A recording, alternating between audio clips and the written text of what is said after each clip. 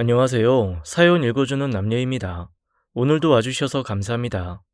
그럼 오늘의 사연 시작하겠습니다. 간만에 저희 방이 조용하네요. 요샌 큰 사건도 없고 하니 그럴 수밖에 없죠.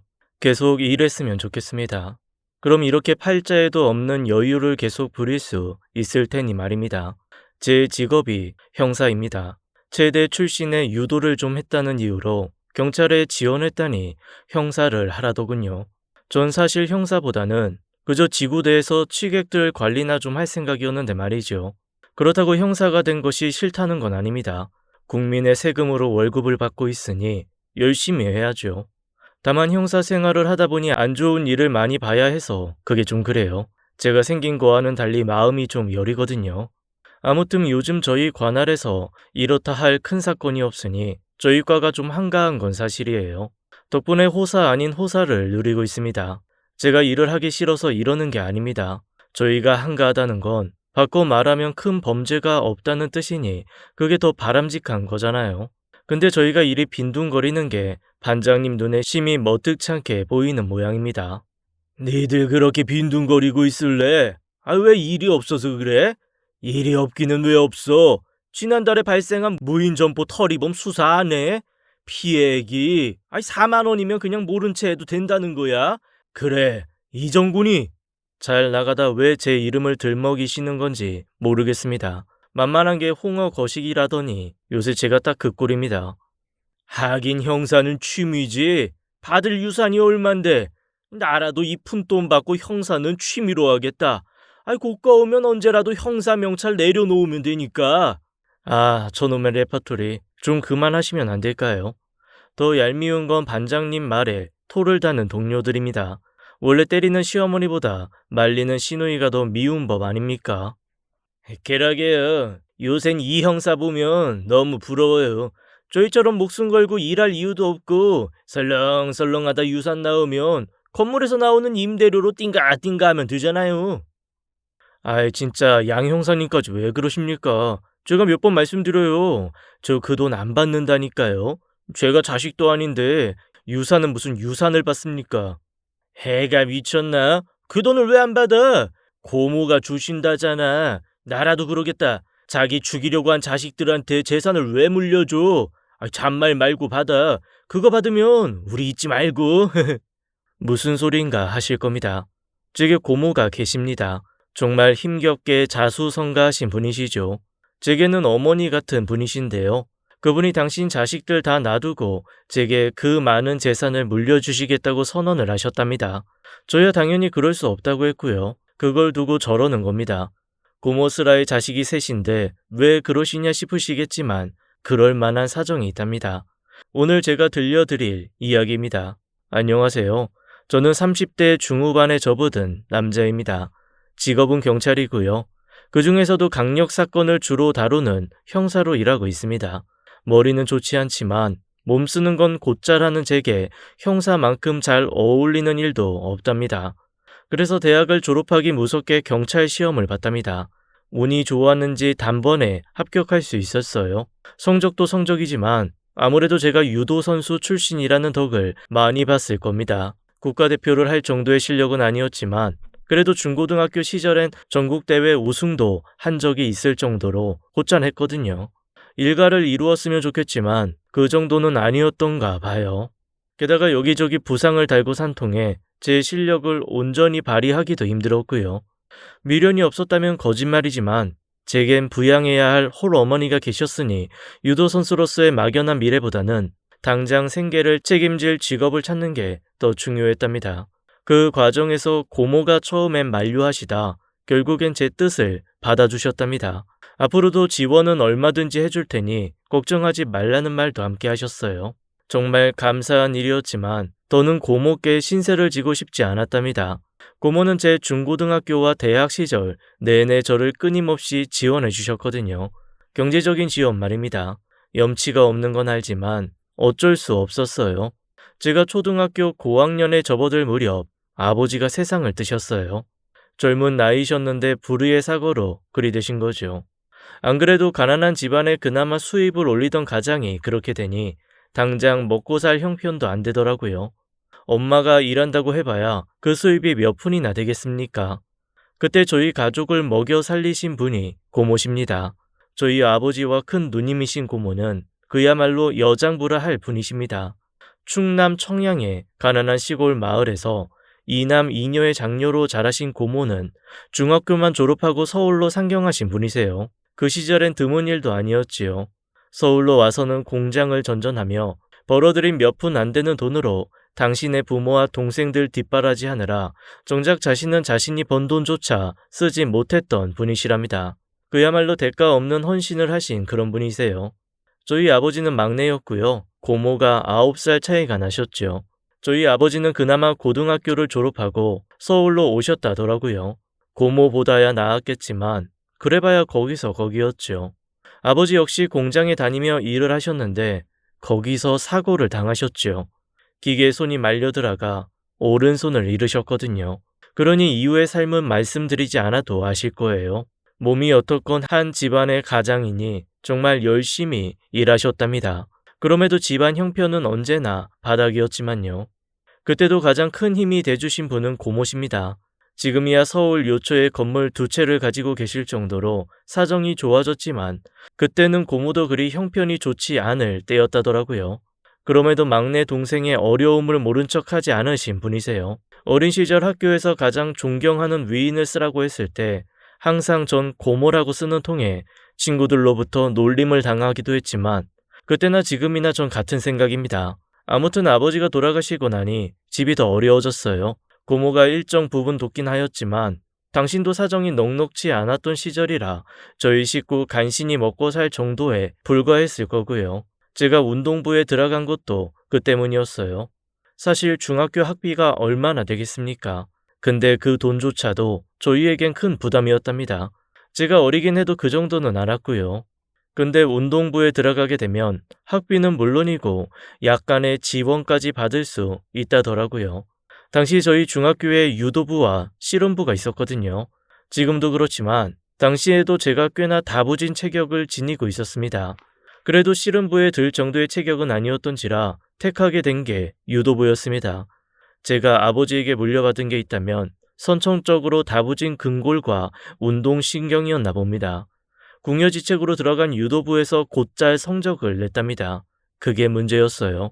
지금은 달라졌을 거라 믿지만 저희 때는 운동부를 유지하기 위한 경비 대부분을 운동부 선수들의 부모님들이 부담해야 했거든요.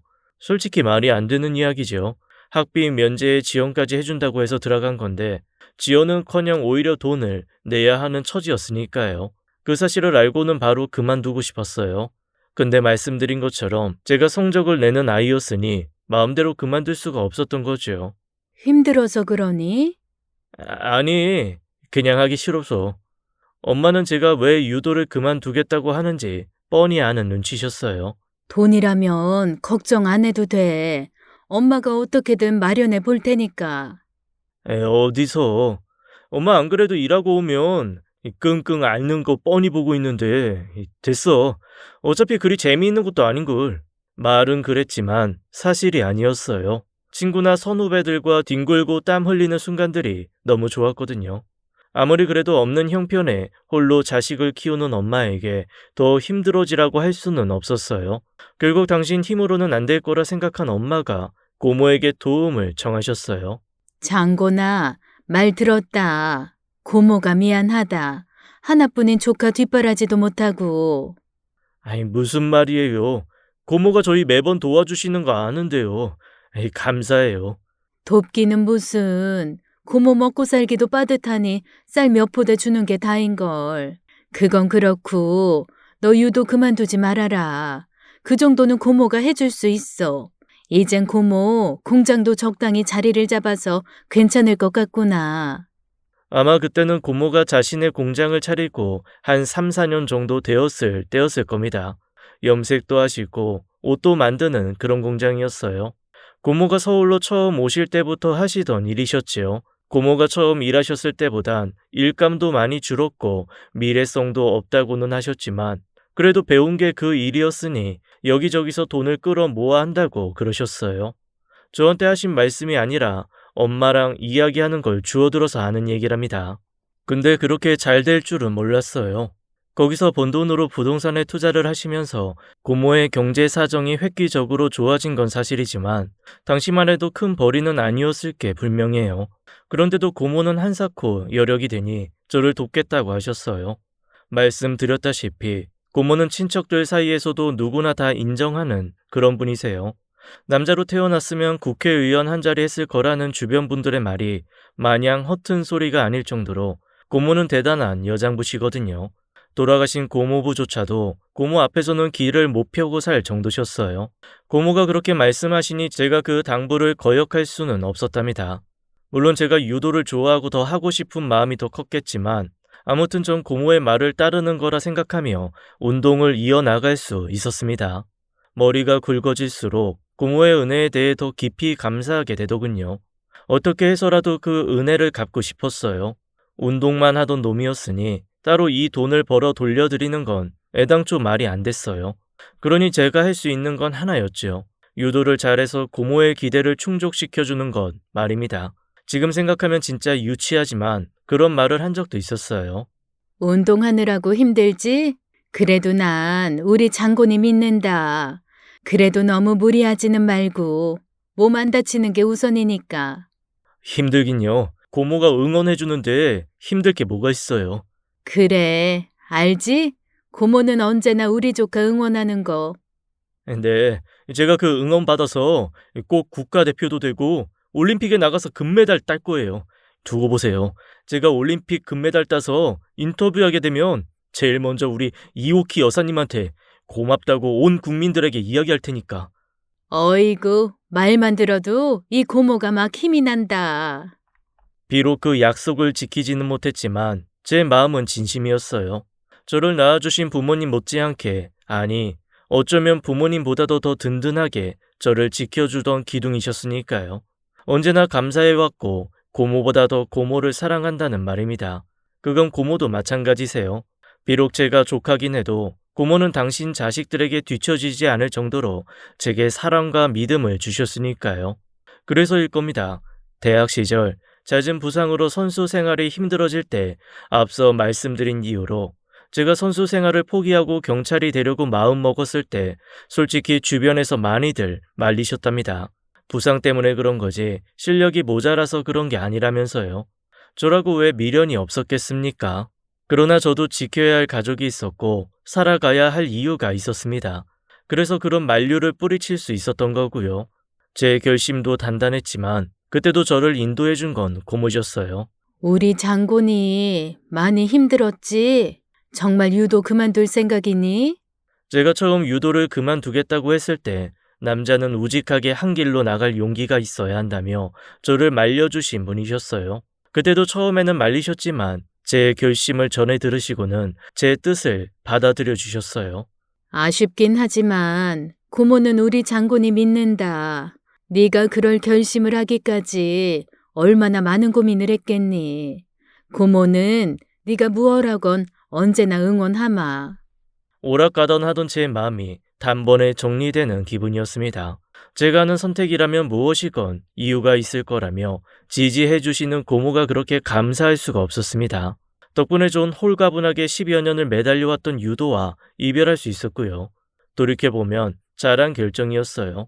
못내 아쉽다는 생각에 1, 2년 더 유도를 했더라도 그때 제 몸 상태를 보면 크게 좋은 결과를 얻을 수 없었을 테니까요. 그러면서 얼마나 마음고생을 더 했겠습니까? 고모 덕분에 마음을 굳히고 경찰이 된 게 최선의 선택이었지요. 경찰이 되고 바로 형사가 되면서 보람도 많았습니다.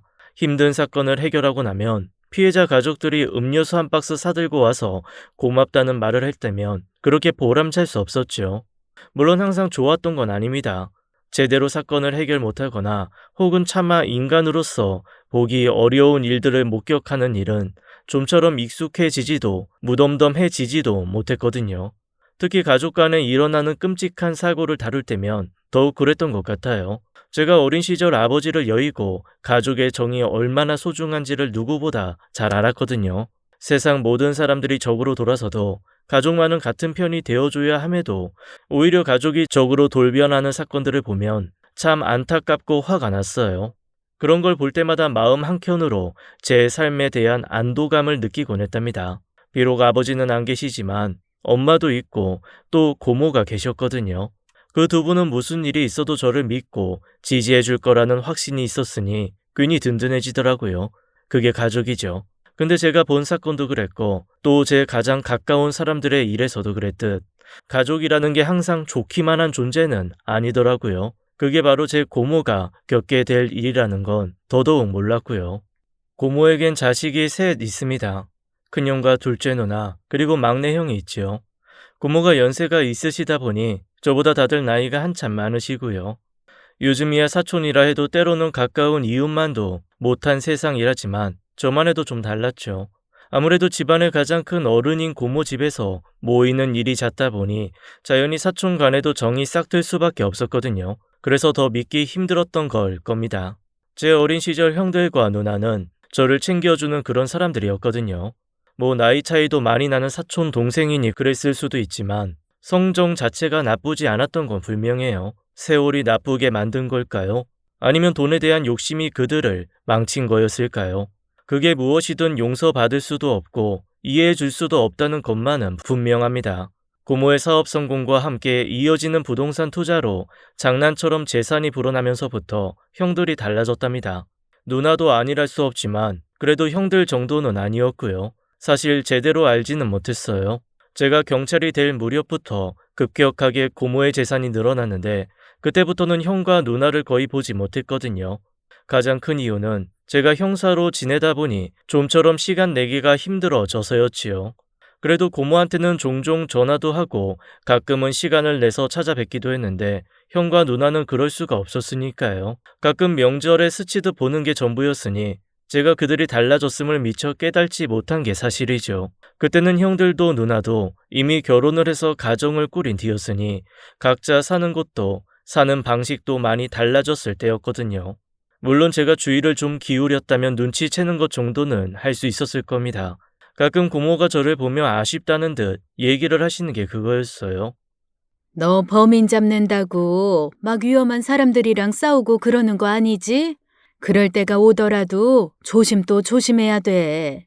사실 서른을 코앞에 둔 어른임에도 고모는 항상 저를 물가에 내놓은 어린아이처럼 걱정하시기 일쑤였답니다. 그게 틀린 말은 아니죠. 영화나 드라마에 나오는 형사들은 거의 목숨을 내놓다시피 일하는 모습으로 비춰졌으니까요. 완전히 거짓말인 건 아닙니다. 실제로 때론 위험한 상황에 처하기도 하고 실제로 범인을 검거하다 다치거나 심지어는 목숨을 잃는 경우도 없는 건 아니니까요. 그렇다고 해도 그건 드문 경우였지요. 뭐 마약반이나 강력반이라면 그런 일을 심심찮게 겪을지도 모르지만 저희처럼 일반 형사과라면 드라마에서 보는 일을 당하는 경우는 거의 없으니까요. 에이, 고모는 그런 일 잘 없어요. 그리고 저 고모 말대로 적당히 몸살이면서 일하니까 너무 걱정하지 마세요. 제가 누군데요? 청소년 상비군 출신 유도 선수 아닙니까? 알지. 그래도 걱정되는 건 어쩔 수가 없구나. 내가 널 모르니? 넌 무슨 일을 해도 최선을 다하는 아이니 당연히 형사일도 그럴 거 아니야. 솔직히 고모가 네가 경찰한다 했을 때 찬성하긴 했지만 막상 네가 형사가 됐다 그래서 얼마나 걱정했는 줄 몰라. 장곤이 너도 알다시피 이제 고모가 꽤 형편이 괜찮아. 이런 말 그렇지만 고모는 네가 위험한 그 일 그만두고 고모 도우면서 사는 것도 좋을 것 같구나. 네 생각은 어떠니? 말씀은 감사한데 저 이 일 좋아해요. 동료들과 함께하는 것도 좋고 사회에 도움이 되는 사람인 것도 좋고요. 월급이 너무 작은 게 좀 불만이지만 뭐 저랑 엄마 사는 데는 문제가 없기도 하고요. 나중에 정말로 고모가 힘이 들어 일하기 힘드실 때면 저 오지 말라고 해도 고모 옆에서 일 도울게요. 그때 가서 안 된다고만 하지 마세요. 안 되기는 난 언제든 네가 온다면 환영인걸. 부지런하고 성실하고 생각 올바른 너라면 어디서든 그럴 거다. 우리 고모는 절 너무 좋게 봐주신다니까. 뭐 아무튼 약속했어요. 근데 그러려면 한 2, 30년은 더 있어야 되지 않을까요? 고모는 그때도 정정하실 것 같은데 말이죠. 예끼 이놈아, 고모 나이가 몇인데 그때는 관안에 있을 것 같은 나이잖니. 아닌데요. 고모는 그러고도 남으실 거예요. 정말이에요. 그래 고맙다. 네가 자식놈보다 낫다. 이렇게 땀 흘려 일하며 보람되게 사는 인생이 얼마나 값어치 있는 것인지도 모르고 말이다. 다 내 탓이지. 오랜만에 우리 장군이를 보니 내가 별소리를 다 한다. 그땐 사실 주의 깊게 듣지는 않았습니다. 그저 힘겨워하는 조카를 북돋아주기 위해 하는 말씀이시라고 생각했거든요. 근데 그게 마냥 빈말은 아니었던 모양이었어요. 수시로 일어나는 사건들 때문에 집에 좀처럼 붙어있지 못하지만 그래도 집에 가게 되면 홀로 계실 노모가 적적해 보여 이야기를 많이 하려고 하는데요. 그런 이야기 중에 엄마가 그러시더라고요. 내가 못나서 자식한테 물려줄 것도 없이 우리 아들이 이리 고생하나 싶어. 너 볼 때마다 면목이 없다. 아이고, 우리 구여사 또 왜 이러실까? 아, 왜 물려준 게 없어? 이렇게 튼튼한 몸을 줬잖아. 덕분에 내가 경찰도 됐고. 네가 그 경찰 한다고 집에도 잘 못 들어오고 하니 하는 말이지. 우리 재산이 좀 있었어도 그 위험한 일 안 시키는 건데. 이런 건 고모나 엄마나 다를 바가 없었답니다. 두 분 다 저를 아끼시니 그런 거였지요. 그래서 언제나 두 분께 감사할 따름입니다. 어떻게 갈수록 걱정 있는데 제발 걱정 좀 하지 마. 내가 형사로 있어서 아는 건데 내가 담당하는 사건 중 90%는 돈 때문에 생기는 거야. 아이 돈이 있다고 꼭 좋은 거 아니라고. 맞지, 맞다. 당장 형님만 봐도 그렇잖니. 예전에는 그렇게 착하던 놈들인데 그놈의 돈이 뭔지. 에? 아이 고모가 왜? 고모한테 무슨 일 있어? 아이고, 내 정신 좀 봐라. 세탁기 돌려놓고 이게 뭐 하는 짓이래? 뭔가 하지 말아야 할 말을 한 사람처럼 갑자기 몸을 일으키더군요. 서둘러 베란다로 나가는 엄마를 붙잡고 더 물어볼 수도 없었습니다. 그래도 적당히 짐작이 가긴 했지요. 예전에 그리도 착하다는 놈들이 누구일지는 굳이 묻지 않아도 알 수 있었습니다. 그건 사촌형들과 누나를 말하는 거였을 테니까요. 저도 귀가 있으니 전혀 못 들을 리가 없지요. 고모가 큰 돈을 만지게 되면서 주위에서는 이런저런 부탁을 해오는 경우가 적지 않다는 이야기는 이미 들어서 알았습니다. 그러나 고모 성격에 그런 허황된 부탁을 들어주실 리가 없었죠. 고모한테서 돈을 못 구한 사람들이 근거 없이 고모를 비난한다 해도 눈 하나 깜짝할 뿐도 아니셨고요.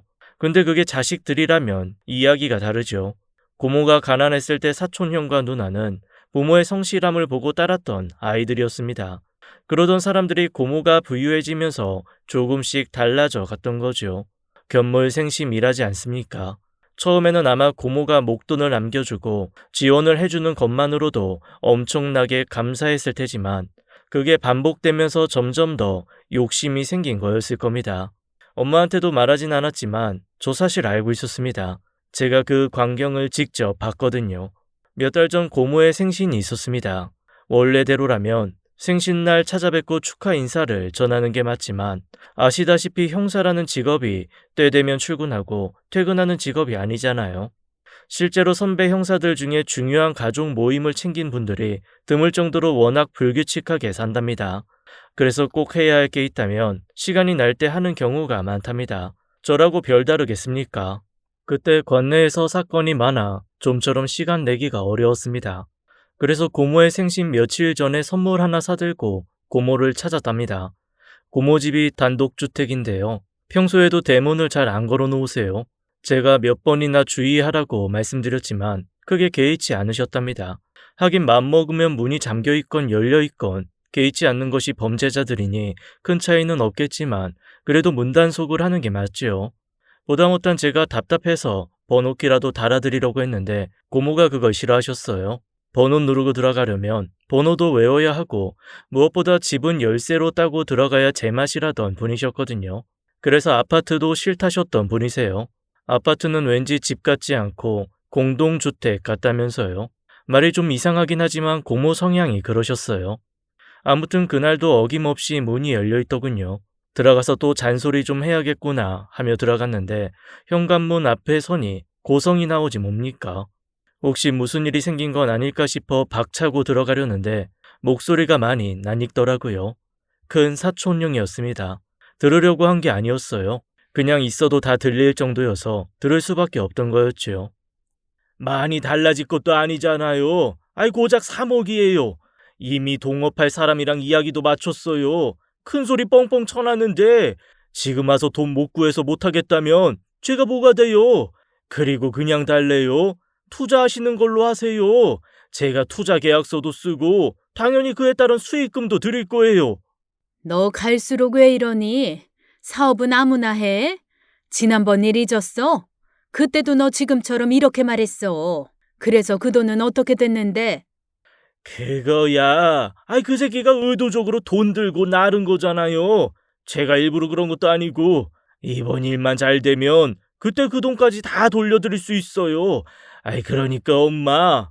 몇 번을 말해. 사업은 아무나 하는 게 아니야. 괜히 헛바람 들어서 고생 말고 착실하게 회사 다니면서 돈 벌어. 아이 그러는 엄마도 사업했잖아요. 엄마는 중학교만 나오고도 성공한 사업인데 대학까지 나온 제가 사업하는 게 뭐가 어때서요? 너 지금 그걸 말이라고 하니? 아무튼 더 이상 돈은 못 준다. 정하고 싶으면 네 힘으로 마련해서 하든지. 진짜 너무하세요. 그 많은 돈 놔뒀다 뭐 하시게요? 어차피 죽으면 쓰지도 못하는데. 그래서 내가 죽어주랴? 그러면 네 돈 될 테니? 에이 몹쓸 놈. 문 닫히는 소리가 나는 걸로 봐선 고모가 안방으로 들어가신 모양이더군요. 놀라서 듣다가 형이 금세 나올 것 같아 바로 집을 나섰답니다. 역시나 금세 형이 나오더군요. 입에 담지도 못할 욕을 하는 형의 얼굴이 그렇게 낯설 수가 없었습니다. 탐욕에 찌든 얼굴이란 그런 거였어요. 어린 시절 저를 목마 태워주던 형은 이젠 더 이상 없었답니다. 그날 차마 고모를 찾아뵙지 못했습니다. 안 그래도 심란하실 텐데 괜히 제가 가면 이상해 하실 것 같아서요. 엄마가 했던 말은 그런 거였을 겁니다. 큰 형뿐만 아니라 누나나 막내 형도 그렇다는 뜻이었어요. 그걸 보면서 참 착잡해지더군요. 돈이라는 게 사는데 꼭 필요한 것이라는 걸 누구보다 잘 알지만 그렇다고 해서 돈 때문에 가족 간의 의를 상해야 하는 건 아니라고 생각한 때문이었어요. 엄마 말대로 집안에 돈 한 푼 없는 우리 집이라면 절대 생길 수 없는 문제니 오히려 그런 점이 다행이라고 생각해야 하는 걸까 싶더군요. 그래도 선을 넘을 수 있는 사람은 아니라고 생각했어요. 저는 형들과 누나를 쭉 보면서 커왔으니까요. 제가 아는 형과 누나라면 최소한 돈 때문에 경찰서를 찾는 가족들의 모습을 보이지는 않을 거라고 생각했답니다. 제가 너무 순진했었습니다. 절대로 보지 말아야 했지만 우연히 보게 된 사건 하나가 제 순진함을 산산조각 났거든요. 말을 정정해야겠습니다. 보지 말아야 했다는 말은 잘못됐거든요. 그걸 보는 통에 제 고모가 잘못되는 것을 막을 수 있었으니 괴롭더라도 보아야 했던 일이었어요. 시작은 고모부의 장례식장에서 시작됐습니다. 3년 가까이 폐암으로 투병하셨던 고모부가 천수를 다하지 못하고 떠나셨답니다.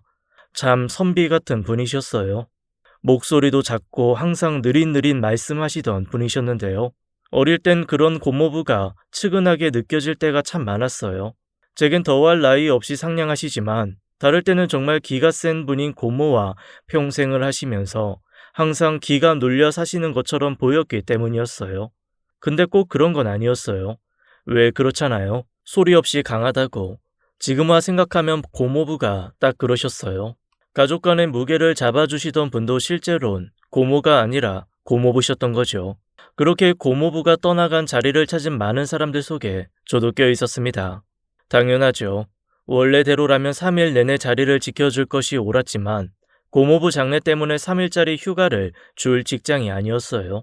그래서 짬날 때마다 들렀답니다. 이 와중에도 고모는 피곤할 텐데 자주 들릴 필요 없다는 분이셨지만요. 일을 마치고 가다 보니 첫날엔 저녁 8시, 둘째 날엔 11시가 넘어 식장에 갔습니다. 장례식장이 다 그렇듯 침통한 분위기만 가득했어요. 내색은 안 하셨지만 고모가 정말 힘들어하셨고요. 형들과 누나 역시 그랬어요. 가족을 잃는다는 건 그런 거죠.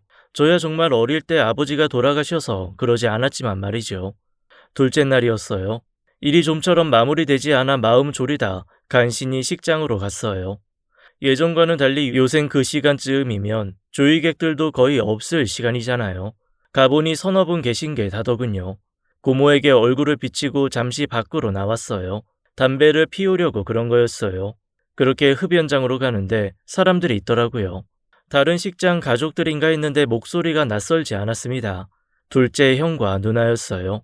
아는 체를 하려고 했는데 그럴 수가 없었습니다.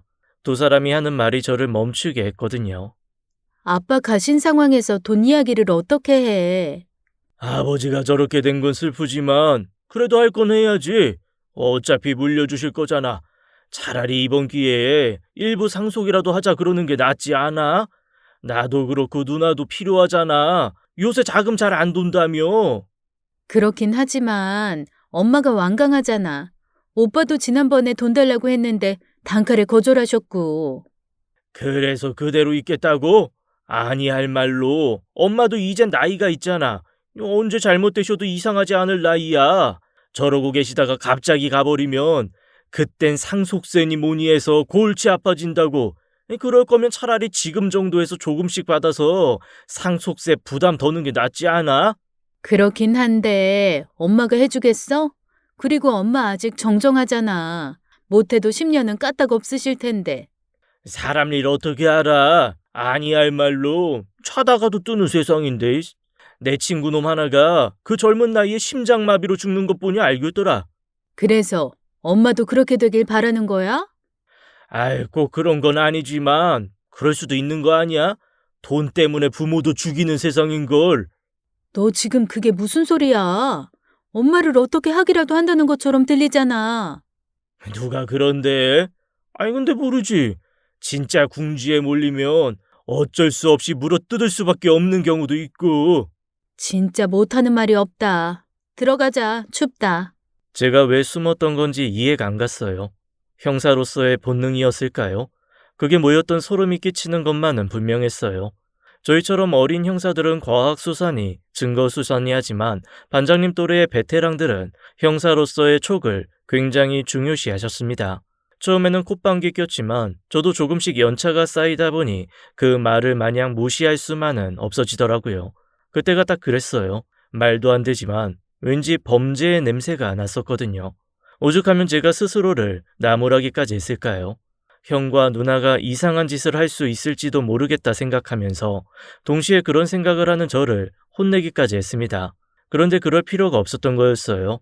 고모부가 돌아가시고 나서 한 1년은 아무 일도 없었어요. 사실 그때까진 제가 상가에서 나눈 누나와 형의 말을 때때로 떠올리던 때였습니다. 아무래도 찝찝해서였답니다. 그런데 실제로 아무 일도 없었어요. 그러니 제가 촉이니 뭐니 했던 말이 다 개소리라고 생각할 수밖에 없었죠. 계속 제 말이 개소리로 머물러야 했는데 그게 안 됐어요. 엄마와 고모의 근거 없는 걱정 이야기가 현실이 되었답니다. 제가 소매치기를 잡다 사고를 당했답니다. 소매치기 일당이 저를 해코지한 건 아니었고요. 소매치기를 하는 범인을 보고 잡으려다 달려오는 오토바이를 못 보고 부딪힌 거였어요. 워낙 몸이 건강했던지라 어디 부러지지는 않았는데 부딪히면서 바닥에 넘어진 게 문제였어요. 뇌진탕이 온 거랍니다. 그래도 크게 위험한 건 아니었는데요. 일단은 의사가 경과를 지켜보라고 지시했습니다. 괜찮다고 말하긴 했지만 반장님이 당분간 좀 쉬라 그러시더라고요.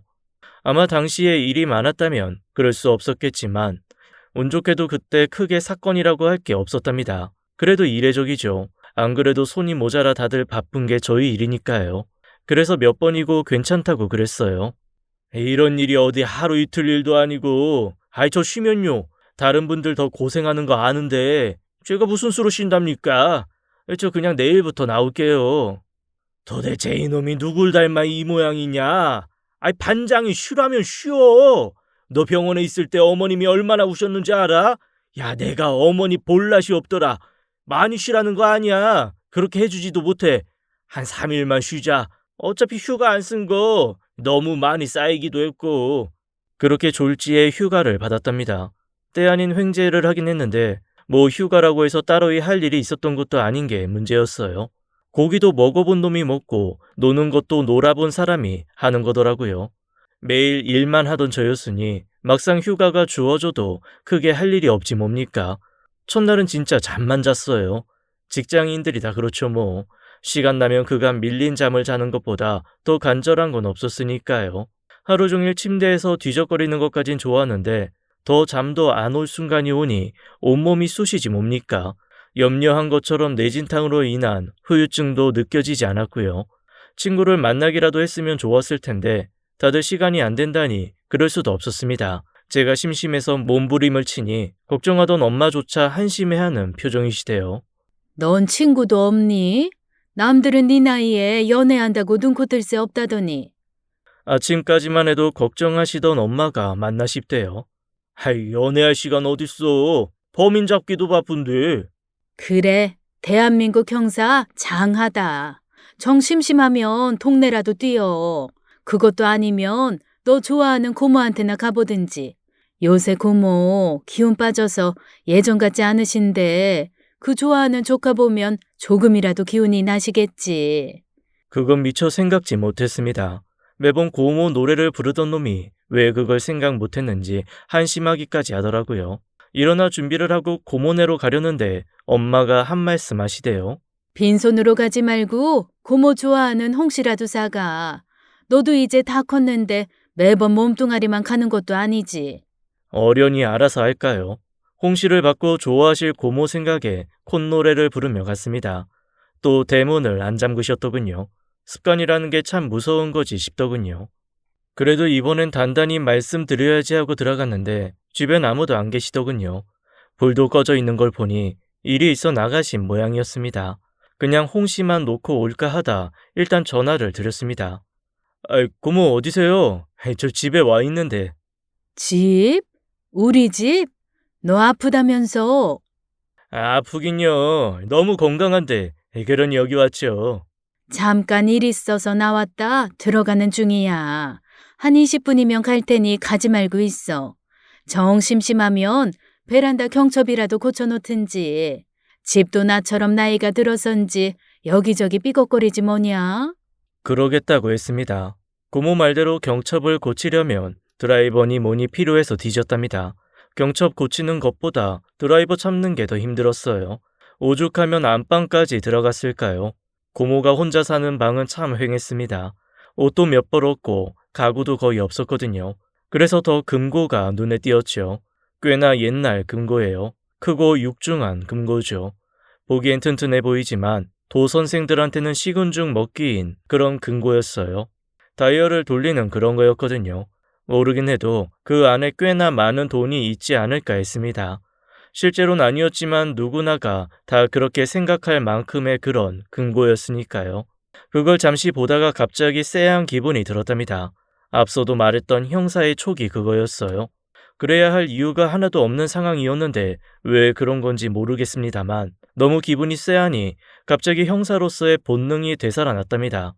집에 아무도 없는 건 분명히 확인했으니 도둑이 들었다거나 한 건 아니었습니다. 그냥 쉬다 보니 몸이 근질거려 그런 게 아닐까 생각하다 눈을 돌리는 순간 말도 안 되는 것을 발견했습니다. 몰래카메라였어요.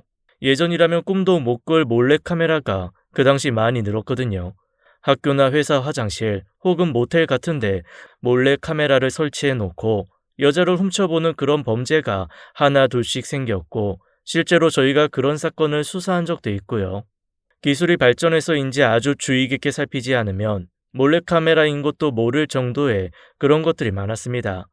저도 수사를 하면서 이런 것까지 카메라가 될 줄 몰랐다 싶은 것들을 발견하고는 놀라기도 했지요. 아마 그때의 경험이 아니었다면 몰래카메라인 것도 몰랐을 거고 그런 생각조차도 못했을 겁니다. 분명히 몰래카메라였을 거예요. 아마 일반인이 그걸 발견했다면 바로 제거했을 겁니다. 근데 전 형사지 않습니까? 고모처럼 일반적인 사람, 게다가 흔히 몰래카메라의 용도로 사용되는 훔쳐보기의 대상일 수도 없는 나이 많은 여자의 방에 설치된 몰래카메라는 정상적이지 않죠. 분명히 제가 상상하지도 못할 비밀이 있는 거였답니다. 순간적으로 머리가 돌았답니다. 몰래카메라를 누가 설치했는지 그리고 설치한 이유를 파악해야 했답니다. 그러려면 몰래카메라의 존재를 모르는 사람인 것처럼 행동해야 했고요. 그래서 자연스럽게 방을 나왔죠. 혹시 몰라 거실과 다른 방도 살폈지만 몰래카메라가 있는 곳은 오직 안방뿐이었습니다. 그렇게 고민을 하는데 고모가 들어오시더라고요. 어디 보자. 아프다더니 괜찮아 보이는구나. 진짜 괜찮은 거 맞지? 고모의 걱정에도 불구하고 온 신경이 몰래카메라로 가 있었습니다. 일반 가정에 설치된 몰래카메라라는 것이 워낙 이상해서 그럴 수밖에 없었어요. 그렇다고 그 사실을 고모에게 말할 수도 없었습니다. 사실을 알면 기겁을 하실 게 뻔했으니까요. 명색이 조카가 형사인데 그렇게 겁에 질리게 만들 수는 없죠. 고모가 눈치 못 채게 탐문 수사를 진행했습니다. 요새 집에 손님들 오시고 그래요? 손님? 다 늙은 할망구 집에 누가 와? 왜? 아니, 요새 적적하실 테니 친구분들이라도 오면 좋겠다 싶어서요. 내가 친구가 어딨니? 이젠 자식들도 뜸한데. 말을 하는 고모의 표정이 참 쓸쓸해 보였습니다. 돈 때문에 자식들 대하는 것조차 불편해졌다는 이야기가 떠올랐어요. 바로 그 순간, 지난번 상가에서의 그 장면이 떠오른 건 왜였을까요? 순간적으로 생각이 이상한 곳으로 미쳤습니다. 그 생각을 하면서도 말이 안 된다고 생각했지만 자꾸만 떠오르는 건 어쩔 수 없대요. 당장은 할 수 있는 일이 없었습니다만 다행히 제게 이틀이라는 시간이 더 있었습니다. 만약에 제가 그때 뇌진탕을 당하지 않았다면, 그래서 3일이라는 휴가를 받지 못했다면 진짜 끔찍한 일을 경험했을지도 모릅니다. 제가 딱히 운명론자는 아니지만 그 일 이후 운명이라는 걸 생각지 않을 수 없더군요.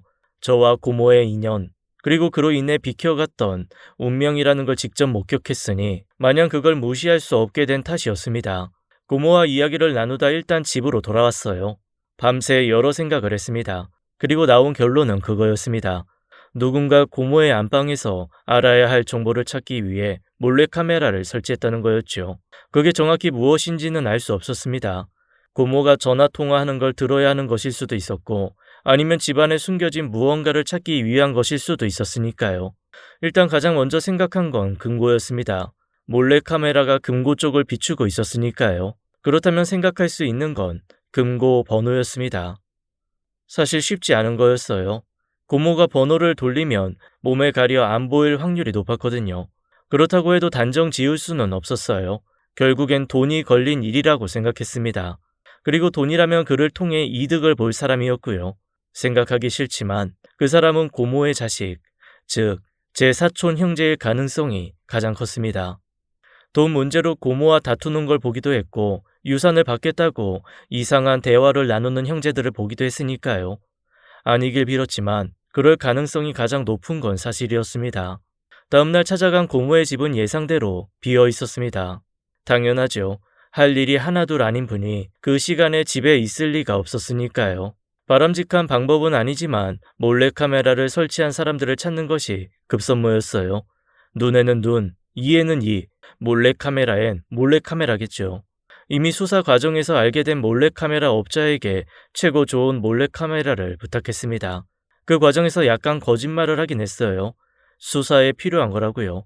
뭐 100% 거짓말은 아니었어요. 비록 공식적으로 접수된 사건은 아니었지만 제가 하고 있는 게 수사는 맞았으니까요. 운이 나쁘게 몰래카메라를 설치한 사람이 일주일 혹은 한 달 후에 올 수도 있었으니까요. 그래도 언젠가는 올 거란 사실을 알고 있었습니다. 그게 범죄자 심리거든요. 아무리 대범해도 범죄를 저지른 후엔 계속 신경이 쓰일 수밖에 없답니다. 그래서 흔히들 사건 현장에 범인이 다시 나타난다고 그러는 거고요. 이번 범인은 상당히 심약한 타입이었어요. 제가 몰래카메라를 설치하고 3일 만에 범죄 현장의 모습을 드러냈으니까요. 내가 뭐라디? 가려줘서 안 보인다고 했잖아. 그래도 어떡해. 금고 안에 틀림없이 건물 문서가 들어있을 텐데. 근데 정말 엄마 몰래 처분할 수 있어? 우리 것도 아니잖아. 처분하는 건 힘들지. 근데 그걸 담보로 대출받는 건 가능해. 그 인간들 그런 데는 검사보다 더 뛰어난 놈들이거든. 약간의 작업만으로도 정상적인 대출을 성공시키는 놈이니까. 향이 그렇다면 그런 거겠지만 그래도 수수료가 너무 과하지 않아? 20%면 너무하잖아. 30억 대출이면 그놈들이 6억을 가져가는 건데 그거 조금 했다고 6억이라니? 방법이 없잖아. 야, 그럼 네가 들고 은행 가서 대출 받을래? 당연히 안 되지.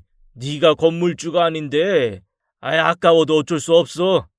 번호를 모르니 어떡하지? 그냥 금고 부술까? 그랬다가 엄마가 신고하면 야, 너 새고랑 잘래? 그럼 어째? 그냥 엄마 돌아가실 때까지 기다릴 거야? 그럴 수 없지. 다 방법이 있어. 그 뒤로 이어진 형들의 말은 정말 너무 끔찍했습니다. 인간이 어쩌면 그럴 수 있을까요?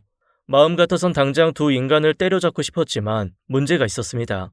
제가 형들을 흠칫 두들겨 패는 것이 가장 간단했지만 그건 답이 아니었어요.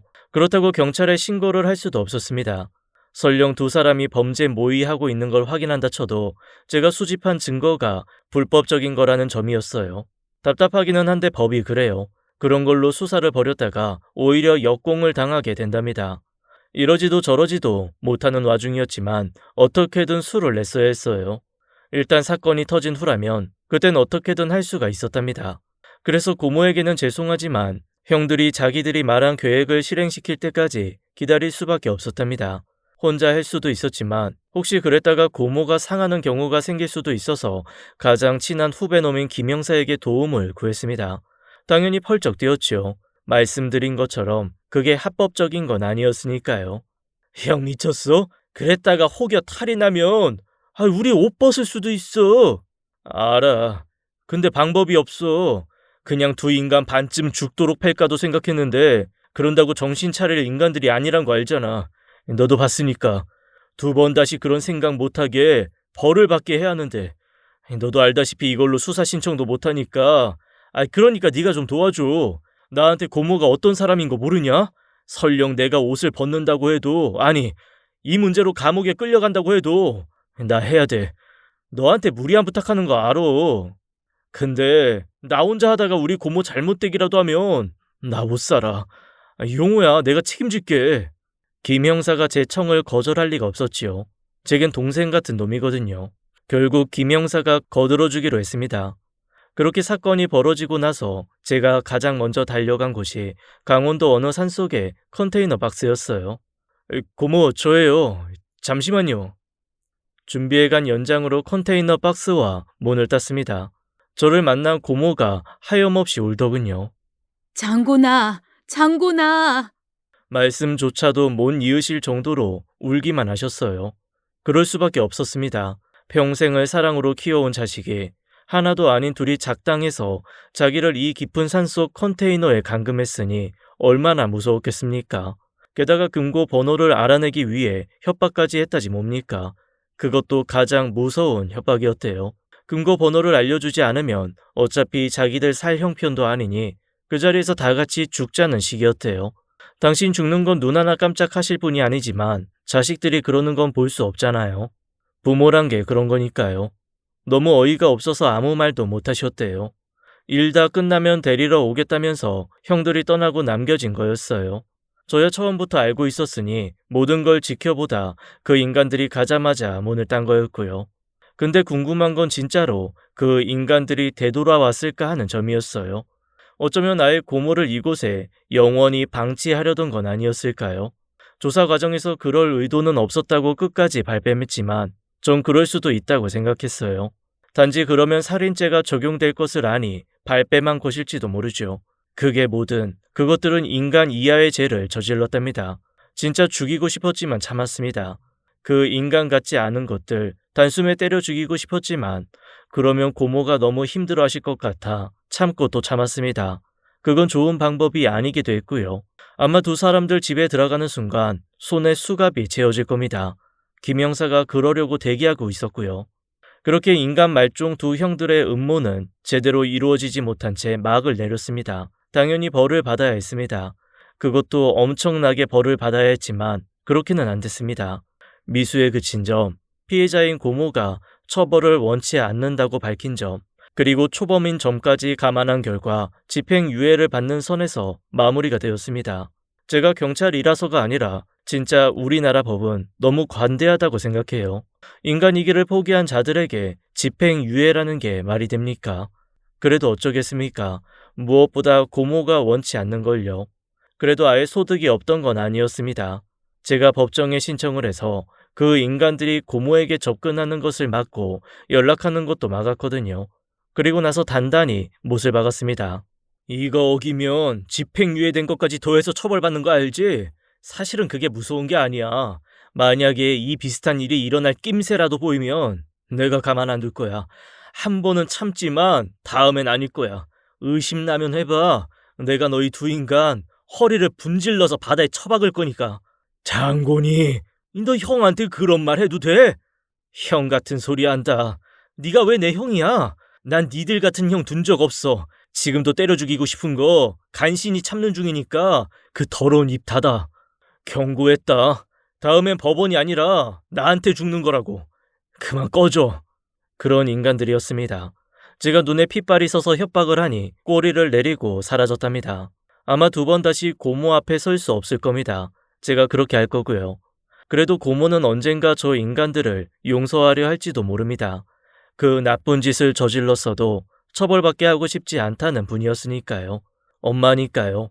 고모는 그럴 테지만 전 다릅니다. 어차피 이제 제 형도 아닌 인간입니다. 쓰레기는 쓰레기 대접을 해줘야죠.